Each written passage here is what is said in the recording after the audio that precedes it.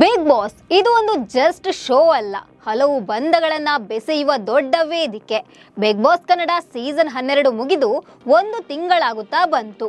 Show ಮುಗಿದ ಬಳಿಕ ಇದೇ ಮೊದಲ ಬಾರಿಗೆ ಎಲ್ಲಾ ಸ್ಪರ್ಧಿಗಳು ಒಂದೇ ವೇದಿಕೆಯಲ್ಲಿ ಕಾಣಿಸಿಕೊಂಡಿದ್ದಾರೆ.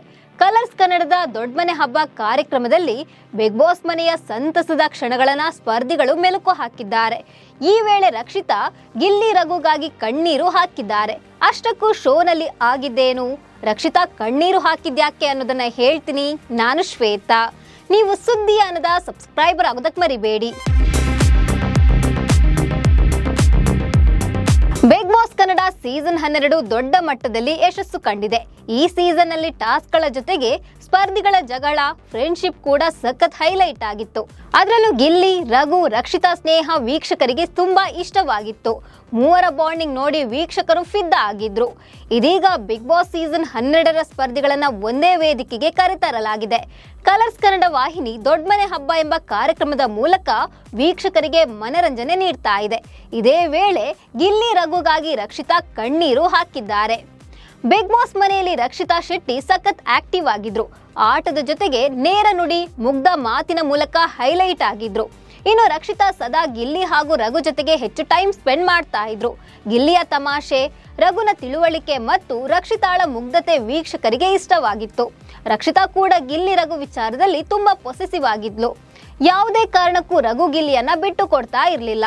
ಇದೀಗ ಬಿಗ್ ಬಾಸ್ ಮನೆಯಲ್ಲಿ ರಘು, ಗಿಲ್ಲಿ ಜೊತೆಗಿನ ಸಂತಸದ ಕ್ಷಣಗಳನ್ನ ನೆನೆದು ರಕ್ಷಿತಾ ಭಾವುಕಳಾಗಿದ್ದಾಳೆ. ವೇದಿಕೆ ಮೇಲೆ ಮಾತನಾಡಿದ ರಕ್ಷಿತಾ, ಮನೆಯಲ್ಲಿದ್ದಾಗ ನಾವೆಲ್ಲರೂ ಸದಾ ಒಟ್ಟಿಗೆ ಇರ್ತಾ ಇದ್ವಿ, ಗಂಟೆಗಟ್ಟಲೆ ಮಾತಾಡ್ತಾ ಇದ್ವಿ. ಆದ್ರೆ ಈಗ ಡಿಸ್ಕನೆಕ್ಟ್ ಆದ್ರೆ ಬೇಜಾರು ಆಗುತ್ತೆ. ದಯವಿಟ್ಟು ಕನೆಕ್ಷನ್ ಬ್ರೇಕ್ ಮಾಡಬೇಡಿ ಅಂತ ರಕ್ಷಿತಾ ಶೆಟ್ಟಿ ಕಣ್ಣೀರು ಹಾಕುತ್ತಾ ಹೇಳಿದ್ದಾಳೆ. ಆಗ ಗಿಲ್ಲಿ ಮತ್ತು ರಘು ವೇದಿಕೆ ಮೇಲೆ ಬಂದು ರಕ್ಷಿತಾಳನ್ನ ಹಗ್ ಮಾಡಿ ಸಮಾಧಾನ ಮಾಡಿದ್ದಾರೆ. ಇದರ ಪ್ರೋಮೋ ನೋಡಿದ ವೀಕ್ಷಕರು ಕೂಡ ಭಾವುಕರಾಗಿದ್ದಾರೆ.